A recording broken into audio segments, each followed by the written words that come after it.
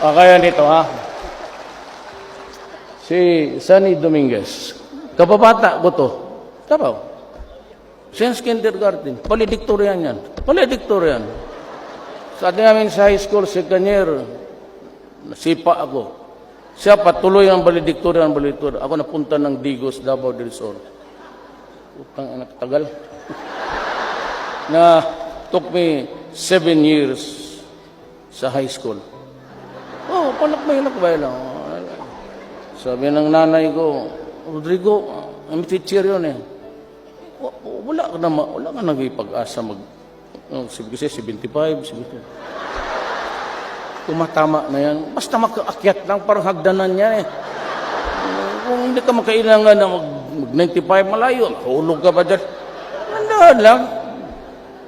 Sabi na, so my mother never really, what's sad is that hindi niya ako naabutan sana maging presidente. At tatay ko talagang tagal yun namatay. He left this universe. Talagang walang sabi niya hanggang pantalan. Bisaya yan eh. That's a cliche or an idiom in Bisayan. Pag sinabi hanggang pantalan ka lang, ibig sabihin yung kargador ka lang. Ayan ang tatay ko, ikaw? Hindi kami no, I mean, he died. Hindi ko masaya maganda ang relasyon namin. Kaya hindi siya believe sa akin. Na ikaw, pantalan ka lang. Si kargador, gusto mo? Sabi ko, basta bayaran lang ako, sige karga ko. Okay naman yan. Kaya 75. Dino pa? Yasay. Karumate ko man to. Karumate kami sa law school. UP siya, Padipaur, San Beda ako. Bright. Doresa. Doon ako napunta sa high school na nandoon si Doresa. Naabutan ko siya. Nauna pa siya graduate sa akin. Anak na. High school. Ano ba to? Totoo.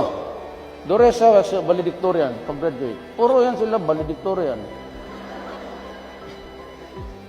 Ang defense secretary. John Lorenzana. Alam mo, hindi ko alam yan. Pastor Kibuloy is from doon pinanganak ko, Tabato City. Si Delvin assigned on sa, he brought in the second, 1 battalion of the Scout Rangers noon. Davao, magulo. At siya, tapos nakilala kami because I was mayor. Kaya siya, nung naghanap pakapa ako, valedictorian. Alam mo kung sinasabi sa akin? Pastor Kibuloy. Yan ang valedictorian namin. Sa PMA. PMA ito. Puro valedictorian, Cairo, good lawyer, si General Esperon. He is my advisor sa national security.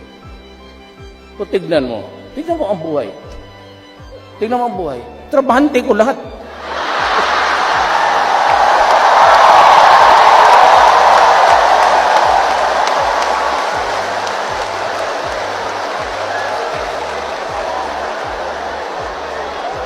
Diba? So what's there's no secret actually. All you have to do, baski because baski you have to have values in life. Baski ako ganito lang, sabi na pumapatay, yan ang gusto mo eh. Sinabi ko na sa inyo, hinto.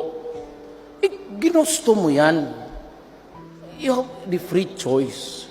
Kaya itong mga extradition, walang.